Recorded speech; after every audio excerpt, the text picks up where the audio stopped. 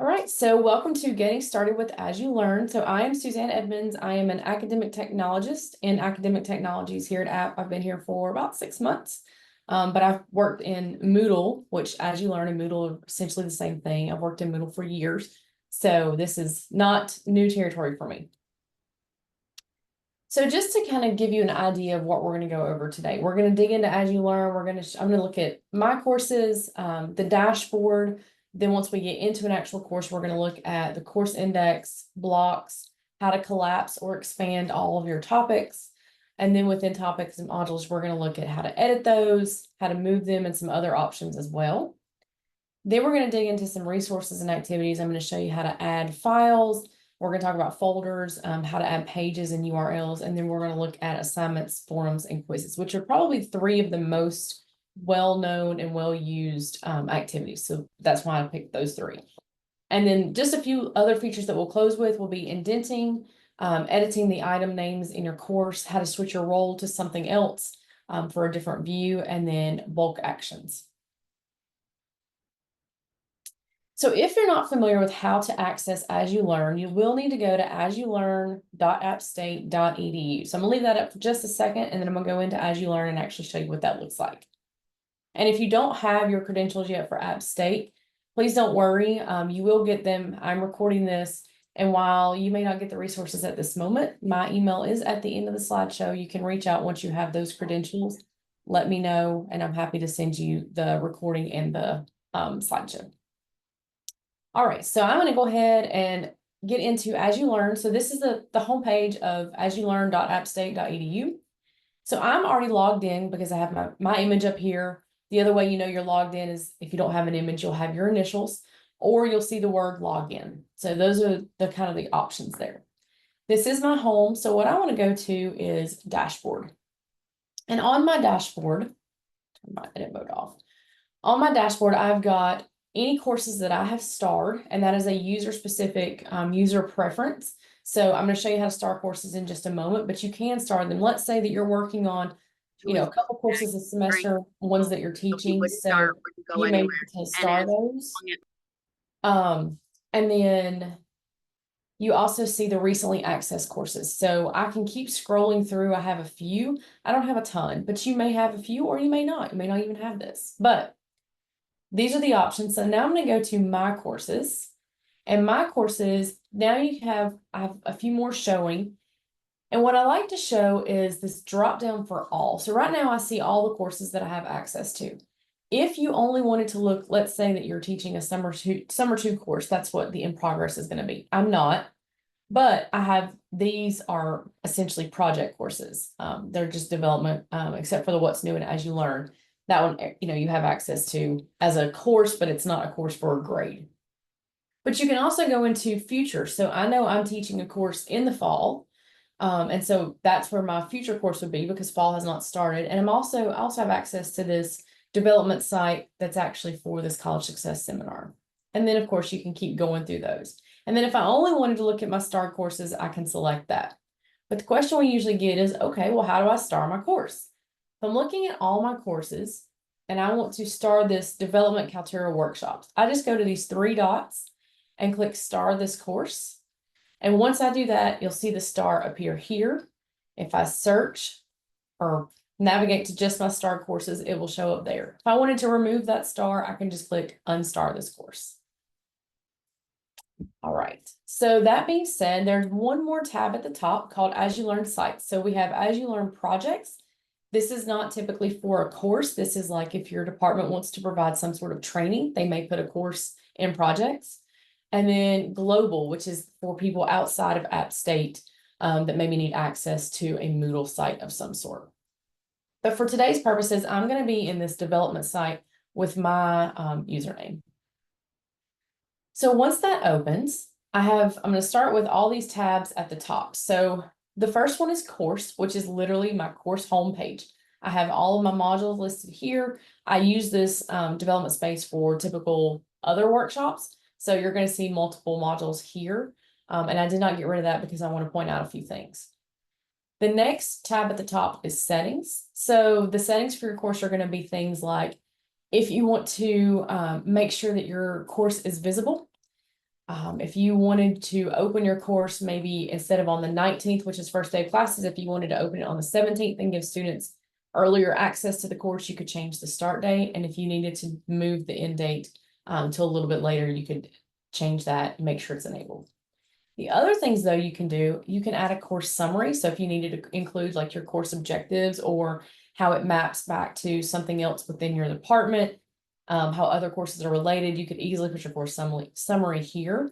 And then you could also include a course image. If you remember when we were on my courses page and there was that development site for Kay Johnson, there was a picture basically of the Boone campus or somewhere on campus. You can easily import an image here if you would like, or you don't have to. These are completely up to you to decide what to do. And then there are more options here that you can always look at. I'm going to cancel out of that. The next thing I want to show are participants. So this is where all of your students are going to be. And if you have any other teachers added or TAs or anything like that. But one of the main reasons I want to show participants is you can actually enroll users. So let's say you're working, let's say in the English department, and you are new faculty and you want your English colleague to view your course and see if it's laid out properly, see if maybe they have some tips or can give you some advice. You can simply click the enroll users, enroll them as either an observer, another teacher, if you want them to have editing access, but you can enroll them and they can actually see your course and give you some advice there. The other tab that I'm going to go over are grades. I'm actually not going to dig into this one. My colleague, Michael, he has a workshop tomorrow about how to get started with the AsULearn gradebook. So if you're interested, feel free to register for that workshop. I'm not going to go into detail, but this is where you would set your gradebook up. This is also where you would go in and see all of the grades for your students. The next thing is reports. So this will be checking out any reports you need to see. If you need to see any logs of what students are working on, what they've completed, what they've done, what they've looked at. Activity reports, and then course participation. Those are kind of the typical three. Again, not going to get into too much detail, but feel free to explore on your own. And then you have this more. So this is where you're going to find things like the question bank for your quizzes if you create quizzes, content bank, which is for things like if you're going to use H5P. Maybe you see badges here. I won't go over all of them, but you could also, the LTI external tools could be if you're using VitalSource for textbooks, that's what's going to show up there. The Brickfield accessibility toolkit, and then the very bottom on course reuse is actually where you go to import a course. So if you've been added to somebody else's course and they are in your department and you're going to import the course, that's where you would go for that. All right, so let's get back into the actual course. And the very first thing that I always remember to do, well, always try to remember to do, but sometimes forget, is to turn edit mode on. You can't edit anything in your course until that edit mode is on. So once it has turned blue, I know it's on. I also see the pencil mark, so I know that now I can edit things. So the first thing is this expand all. So you have to decide how you want to look at your course. Do you want to have all of the items within your module open? Meaning, if I expand them all, I have to scroll through all of the items that maybe I want to see or add. Personally, I don't like this, but I'm very OCD and I like things closed and I only want to work on one topic at a time. So I will collapse all and then just go down and use the arrow beside the topic to actually open the one that I want to work on.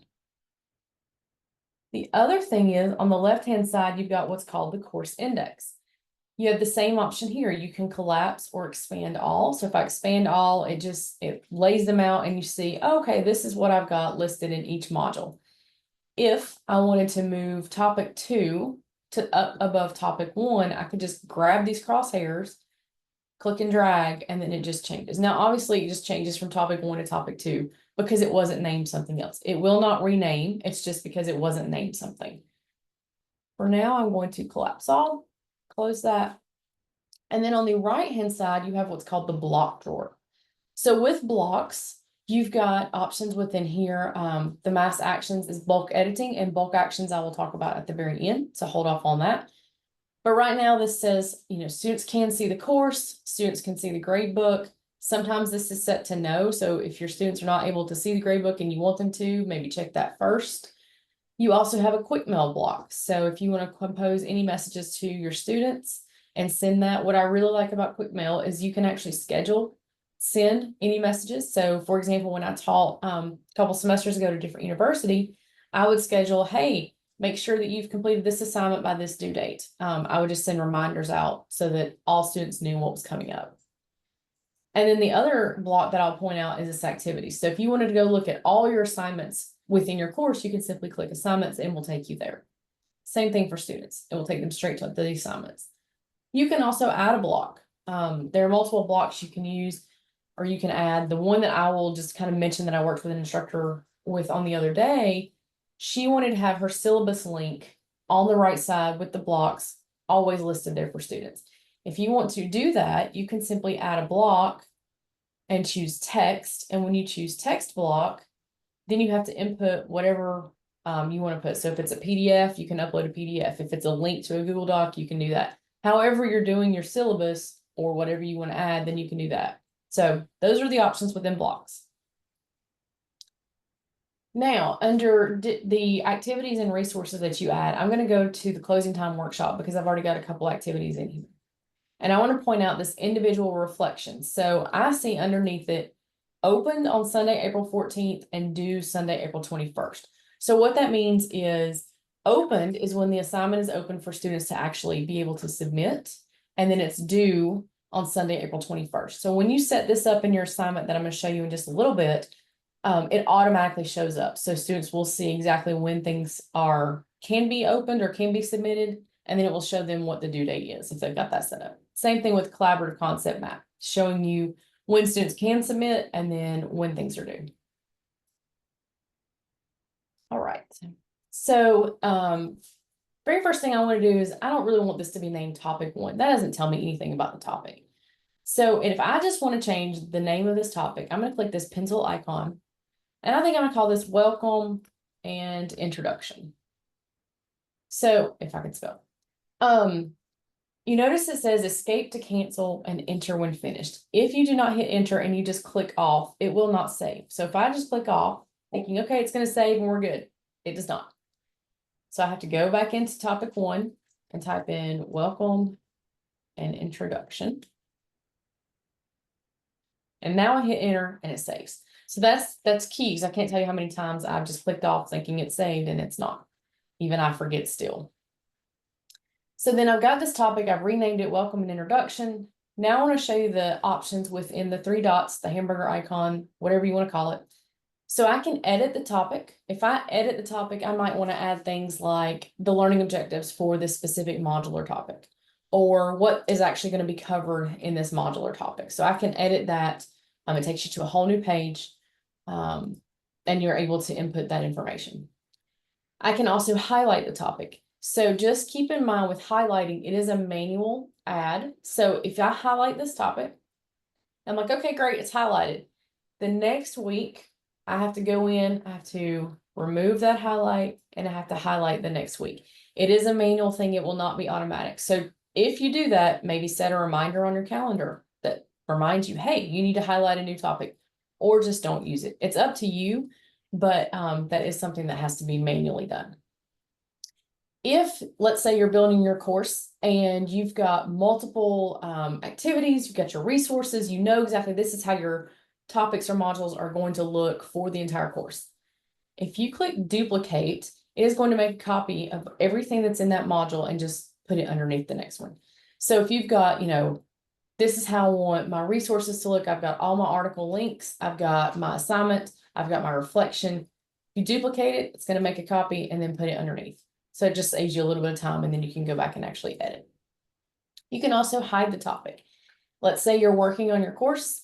You're not ready for students to see this topic just yet because you're still working. If you hide the topic, then students will not see it. So if I hide it, there's actually a little notification that comes up that says hidden from students so that you know.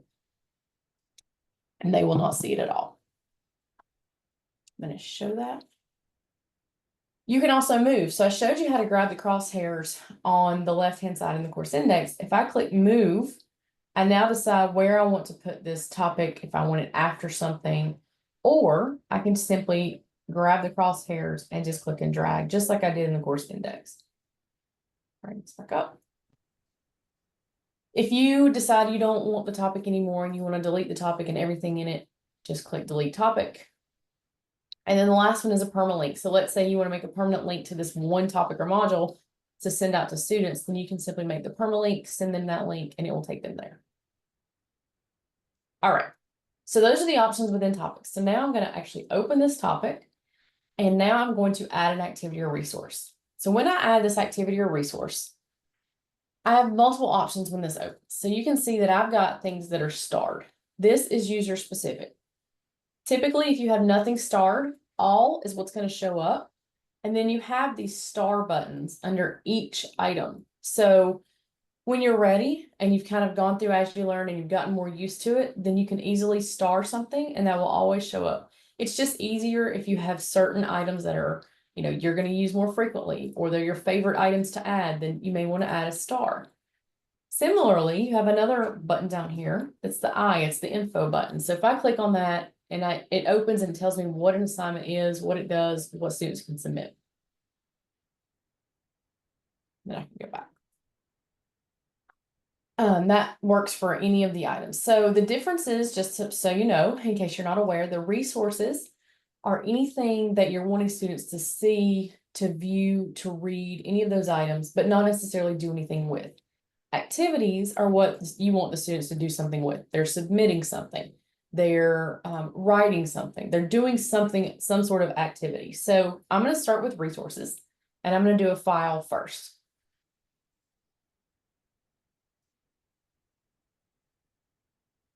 Okay, so I've got my file. So maybe this is a PDF that I want to add. So I'm going to call this Skills in Demand. Anything that has a red exclamation mark is required. You have to fill it out. So for this, I have to fill out a name.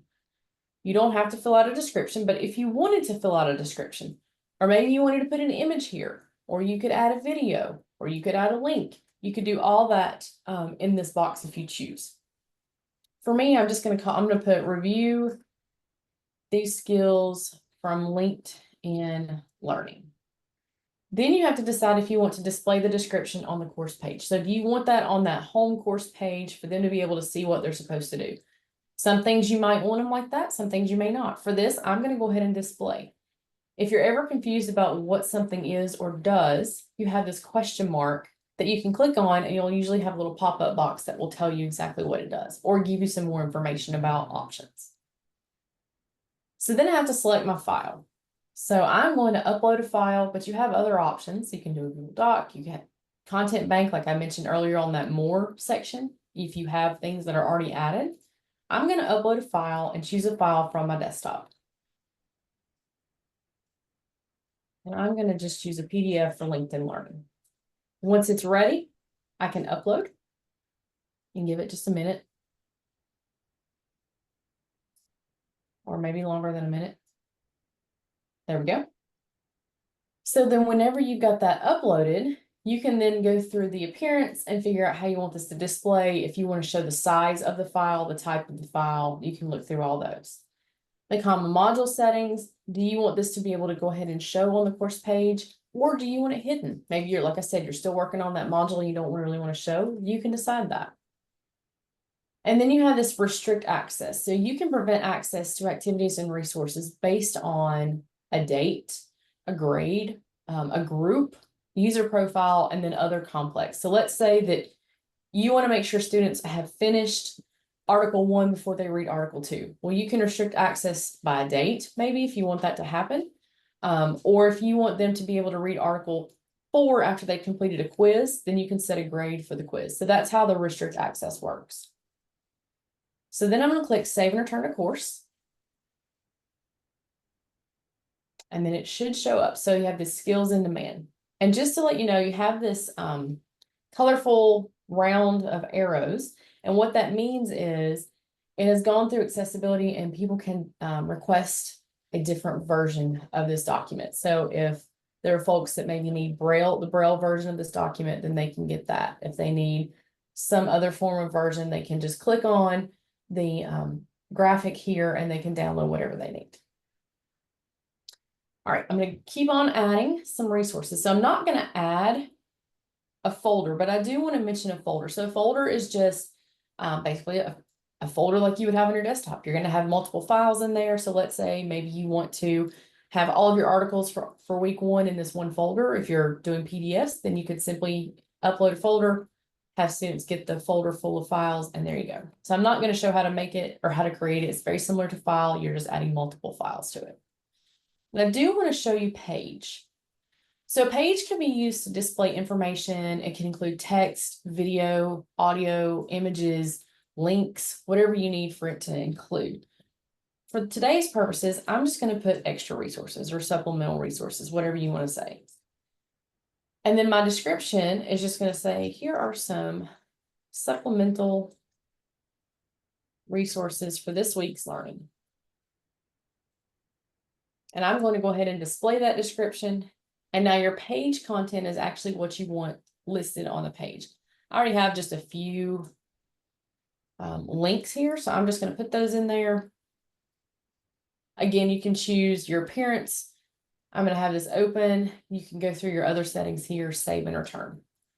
And so now, just to show you what that looks like when I open that page, it now just has all the links there, and it will take the students where they need to go. Go back to my course. The last resource I'm going to show you how to add is going to be a URL. Again, I'm trying to show you the most commonly used. So for this URL, this is going to be, I'm going to copy paste. I've already got something over here saved.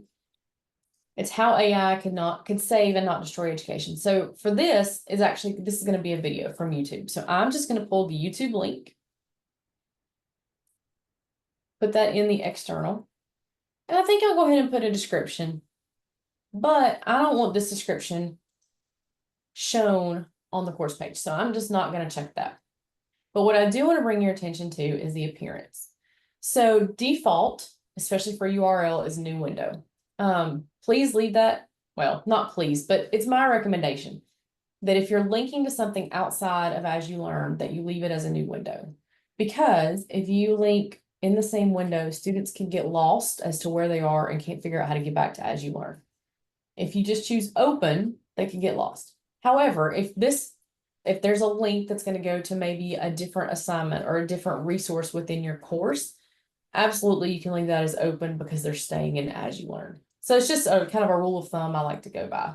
And again, you can choose your common module, your restrict access. I'm going to save and return. All right, so I've got all my resources added. I'm just going to stop for a second and check in with Michael and see if there's anything I need to add or say, or if we're good. Hey, Suzanne, this is Daryl. Michael lost power. Oh, no. Yeah. Okay. So Thanks for joining. I have stepped in as your co-pilot. So I have nothing to add currently, but you are doing a super job. Thanks. I appreciate that. Absolutely. Can I ask a question? Sure.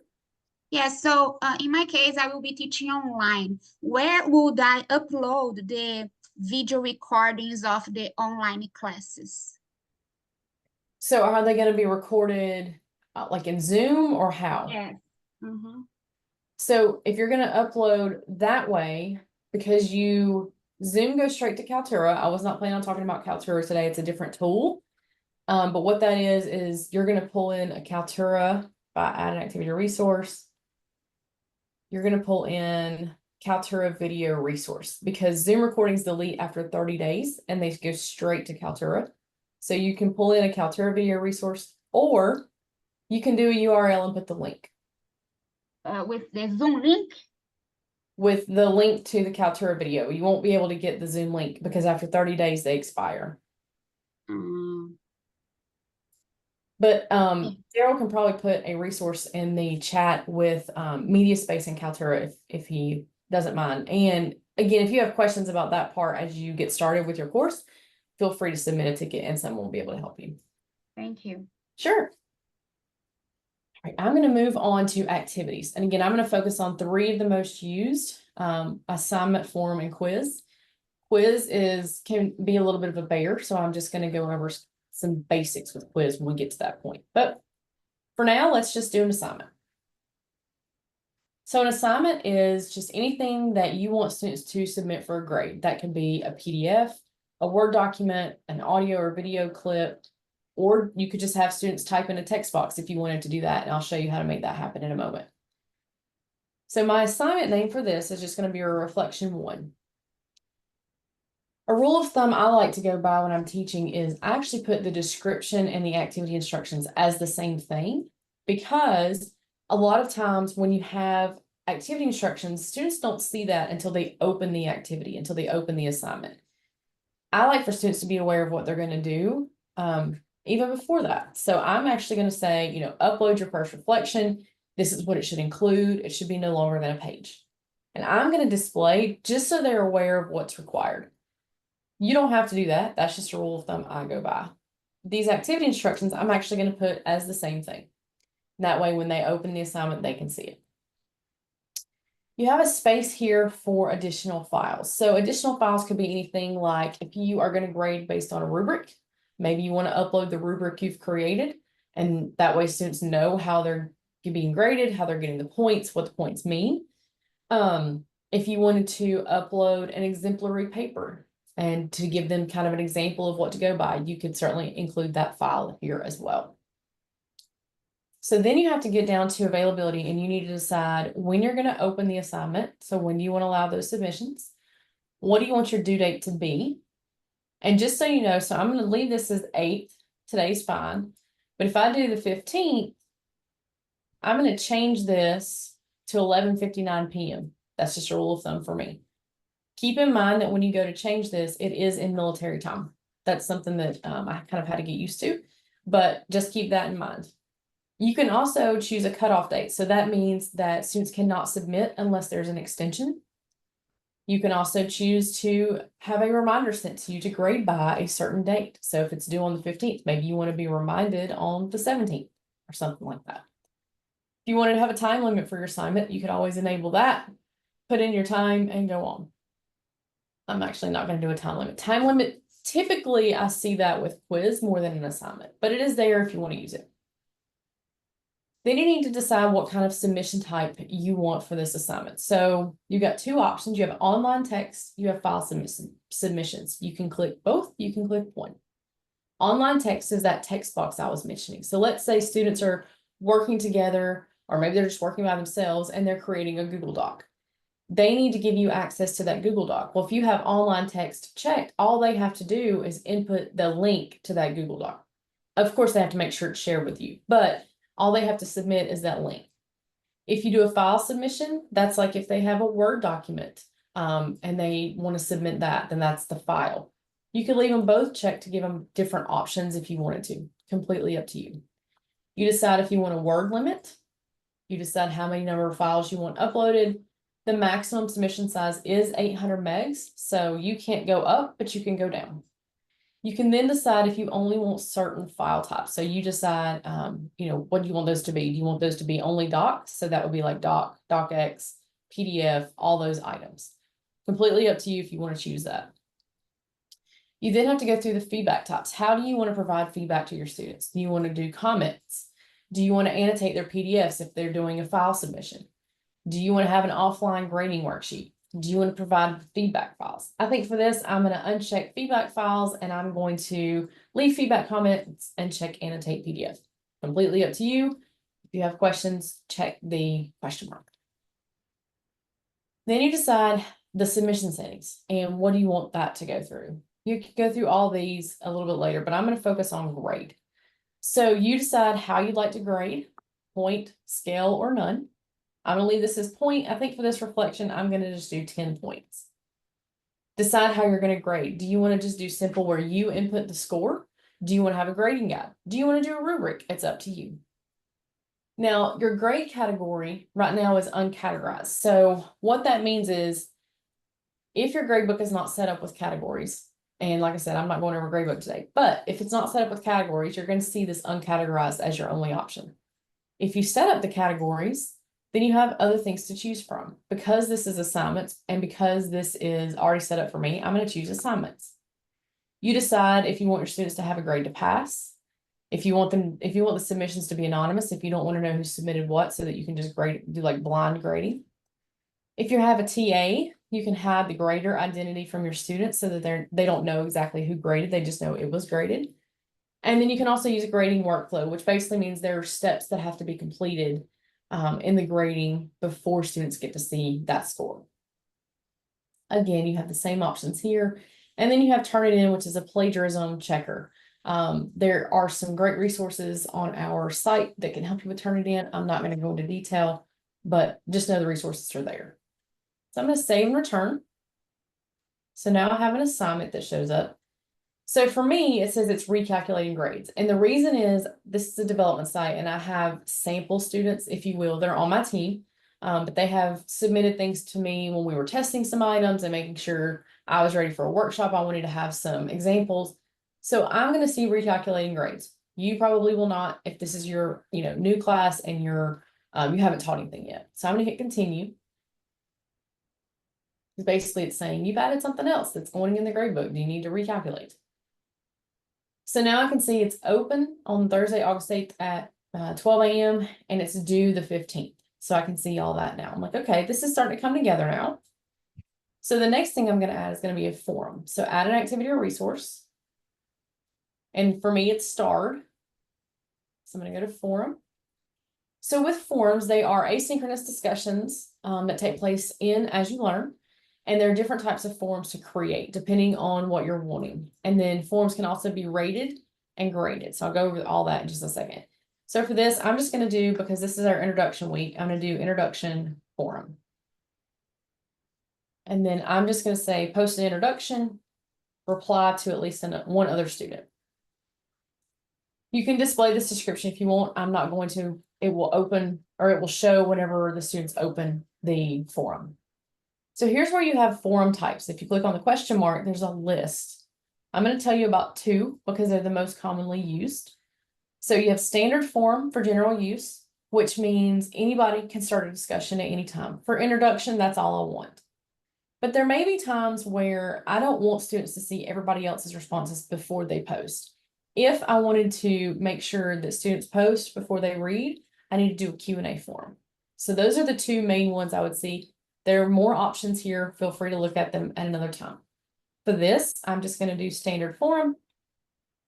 And then I'm going to go through and I'm going to decide all of my options. So do I want to have a due date and a cutoff date for the forum? Probably not. I can leave it open all semester. It doesn't matter. If students need to get to know each other and want to be reminded of maybe somebody, then they can look back. But it's up to you if you want to enable that. Then you decide if you're going to have attachments, if you want to display a word count. So if you're displaying a word count and you are wanting a word limit and you want to let students know that, I highly suggest letting them know that up here in this description. If you want to say, 500 word limit, 150, however many you want, just make sure you've got, if you are going to use word count, I would give them directions so they know what they're doing. Subscription and tracking. So subscription mode is how the student will receive notifications from and about the forum. So default is set to optional, which means students can opt in to subscriptions if they choose. And what that means is they're going to get notifications when people respond to posts in a forum. If it's a forced subscription, that means they will get all the emails when everybody responds. I do not suggest forced subscription except for the announcements forum, which is only where you post as the instructor. You have other options here, a little more detail within the question mark. Optional and forced are just the most common. So with optional, they can decide if they want to be subscribed or not. Read tracking or read tracking, however you want to say that. So that one is, it enables students to check which posts they have not read by highlighting them. So if you do optional, they have the option to do that, to actually check the posts. If you turn it completely off, they do not have the option. So there's no like forced or optional on this one. It's just optional or off. You can also lock discussions after a time period of an activity. You can post a threshold, which means students can be blocked from posting more than a given number of posts in a time period. You can look through all this in a little bit. But I do want to mention whole form grading. So this is where if you're going to grade your form, so I'm going to do points again, and I'm going to leave this at 10 points again. I'm gonna put this in forums, and then you have the same kind of grade that goes through, just like you did with assignments. Then you can decide if you want to use ratings. If you want to have students rate the posts kind of as peer feedback, and give students a grade based on that, you're certainly welcome to. Just make sure you turn on ratings and the aggregate type. There are multiple. So you can do the average, you can do a maximum, you can do a minimum, up to you. Again, click the question mark. It'll give you a little bit more detail. And then you have the same options as you do with assignments. So save and return. Continue to recalculate. And so now my form should show up. Yep, got my introduction form. And the reason you don't have an open and a due is because I didn't set those dates. So just keep that in mind. That's why that's not showing. So the last thing that I actually want to go over is a quiz. It is an in-depth activity to build. We are actually going to have some workshops probably early September about quizzing, just ahead of midterms. That's our goal. So kind of hold off if you're wanting to get into more details, but we do also have resources on the faculty support page. I'm going to refer to you in just a moment. But for today, let's go ahead and add a quiz. And I'm just going to call this quiz 1. And my description is going to be very simple. Take this quiz after reviewing modules 1 through 3. And I'm going to display this one. That's fine. So really with a quiz, you've got to decide the timing. When do you want to open it? When do you want to close it? And then do you want to have a time limit? So here's where I was saying that time limit might come in handy. I don't know that I would use it for an assignment necessarily. It's hard to manage that, but for a quiz, you might want to. Then you need to decide your grade. Is there going to be a grade to pass? Are there going to be multiple attempts allowed? You have to decide all that. And again, your category, I'm going to put this in exams because I know that's where my quizzes go. Layout, do you want to have a new question per page, which I actually recommend, and it's the default, or the other option, or not the other option, you can decide how many questions you want per page. But I'm going to do every question on a new page. And then you need to decide the navigation method. So do you want students to be able to navigate back and forth on their quiz questions, which is free? Or do you want them to do sequential, which means they can only move forward. They cannot go back and look at their answers. Up to you. Question behavior. Do you want to shuffle the answers like in a multiple choice or a matching scenario or a matching question? And then there are multiple ways that questions behave. I'm going to go over 2. They're the most common, but you have multiple options here. You have deferred feedback, which means the students must submit the entire quiz before getting any feedback on their answers. You also have immediate feedback, and immediate feedback means they can get feedback on each of their answers after they submit one by one. Up to you how you want to set that up. I'm going to leave it as deferred. The next piece is kind of overwhelming. I'm just going to warn you. So it's review options. There's a lot in here. We have a great resource that goes over exactly what each of these items are. So I'm just going to go over kind of the buckets. So the first one is during the attempt. So that means this is what students can see while they're taking the quiz. So at this point, for example, they're seeing the attempt, they're seeing the maximum points. If you want to give them specific feedback, you can. If you want them to see that right answer as they're taking the quiz, you can do that. You decide all this. Then you have immediately after the attempt. And so what that means is after the student clicks submit and they finish their quiz attempt, the selected review items are available for 2 minutes. They can view whatever is checked here for 2 minutes and that's it. If you do later while the quiz is still open, that means after the student submits, but before the quiz actually closes, then they can review the items that are checked here.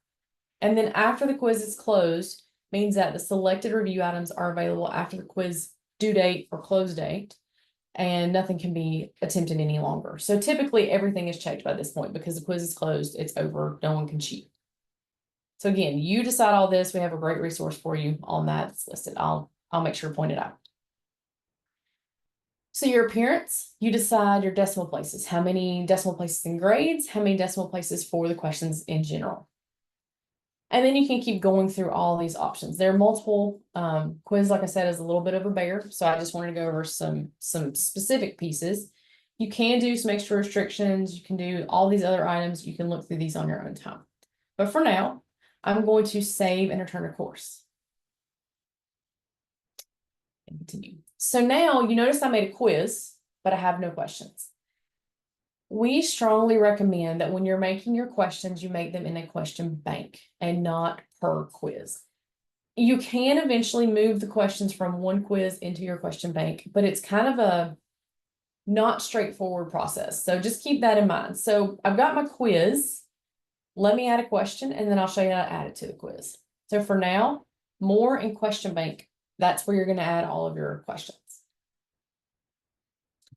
So then for my questions, obviously I've been working on this. So I've got other questions in here, but you may not have any. So I'm just going to click create a new question. And before I show you a question, I'm actually going to scroll all the way to the bottom. You see how many options are here? A lot. And when you click on any of them, it will give you a little bit of a detail on the right-hand side for what that might look like or what that type of question is. But I want to draw your attention to other, which is called like the description. This could be a really good place if you wanted to put, for example, directions for what they're supposed to be doing for the quiz. If you wanted to add a video that they need to watch prior to completing the quiz, I would suggest doing it in a description. I'm not going to add it, but that is an option I just wanted to bring to your attention because a lot of people forget, so I just wanted to mention. I'm just going to do a multiple choice question. Again, one of those it's widely used. So if I add, so my category is simply my course. You can create categories within the question bank, not something I'm going over, but probably something we'll cover in September. For today, I'm just going to keep it in the course. My question name and my question text do not have to be the same. I do have to have both. But my question name is basically your theme of your question. So for this one, I've picked a question about Pixar characters. So I'm just going to call my question name Pixar character. And my question text is going to be my actual question. So again, you can include images, videos, links. Here's Kaltura. I mentioned Kaltura earlier. If you wanted to pull in a Kaltura video, that's where you could do that. H5P. You can pull in some H5P content. Again, that's a little more advanced. We are going to have some H5P workshops in September as well. So just a heads up. But my question is going to be, which Pixar character is a cowboy doll? So then I have to go through options before I can get to where the answers are. So default points, you need to decide how many points you're going to have for this question. If you want to make it 5, you can do that. If you want to leave it at 1, if you want to do 2, it's completely up to you as to how many points for each one. Then you have some general feedback. So do you want to show the student any feedback after they've completed this question? And the same feedback is shown to all students, so it's not personalized. So just keep that in mind. Every student will see the same feedback if you decide to put anything here. You don't have to. Then you decide, do you want this to be one answer only? Do you want multiple answers? Up to you. Do you want to shuffle the choices? Do you want to number the choices? A, B, C, 1, 2, 3, Roman numerals, no numbering, up to you. And then this shows standard instructions. So this is mainly if you have one answer or if you're doing multiple answers. So showing the standard instructions says choose one answer or choose more than one answer. If you are going to do multiple answers, I would suggest doing instructions, or you could try and trick your students and not. So again, you have lots of options and lots of choices. So let's get into the answers. And here again, you got this text box. So you can include images, you can include videos, links. I'm just going to put text. So the first answer is going to be Buzz Lightyear. That is not correct. So my grade for this answer is none, which means that is not correct. You can provide any specific feedback here if you want. If the students don't get it correct, though, in just a moment, I'm going to show you where there's other feedback and it'll say this is incorrect. But you can put more here. Maybe you want to put reread chapter 2. For my choice 2, I'm going to pick Woody. That one is correct. So I need to change my grade now to 100% because that is the correct answer. If you were doing multiple answers, let's say you had 2 answers, you could easily pick 50% and 50% for the answer. If you had 3, you could do 33.333%. Because I have 1, I'm picking 100. Again, put in any feedback you want, and I'm going to keep going with my choice 3. So that's going to be Lightning McQueen, and that's a no. And then my last one's going to be Nemo, and that's a no. If I wanted to keep going with my choices, I get up to choice 5, and then it says blanks for 3 more. I can always add more if I want. So then I go down here to this combined feedback. This is what I was mentioning. For any correct response, your answer is correct. For partially correct, so for those multiple answer questions, your answer is partially correct. And then for incorrect, your answer is incorrect. You can change this. You can make this be whatever you want it to be. If it's incorrect and you want to tell them to reread something, go for it. Completely up to you. Then you need to decide if you want there to be multiple tries on this question. And if so, will there be a penalty? Do you want to provide a hint? So I've added my question. I'm done. I'm going to save my changes. So now I've got my question. So now what I need to do is I'm like, oh yeah, I made the quiz. I don't have the question in there. So now let me go back to the quiz. And I know this is a little tedious, but I promise you'll be happier if you do it this way. I'm going to go into this quiz 1. And it tells me no questions have been added. So I'm going to click add question. And now if I add a new one, I'm just going to make a new one. But again, it's just going to be for this quiz. Keep that in mind. So I'm going to pull from a question bank. And I know I named it Pixar character. So I'm going to select Pixar character, add the question, and I can select multiple. But for this, I just want one. The other option is a random question. So let's say you've got 1,000 questions in your question bank, and you want to, at the very end of the course, pull random questions from throughout the course. If you select random question, you just pick a category, you can select your number of questions and then add, and you're good to go. And then you don't decide which questions, and you just put it in there. Okay, so that was quiz. So before I move on to just a few more things in the course, I'm going to stop for a second and just double check the chat and make sure that we're good to keep going.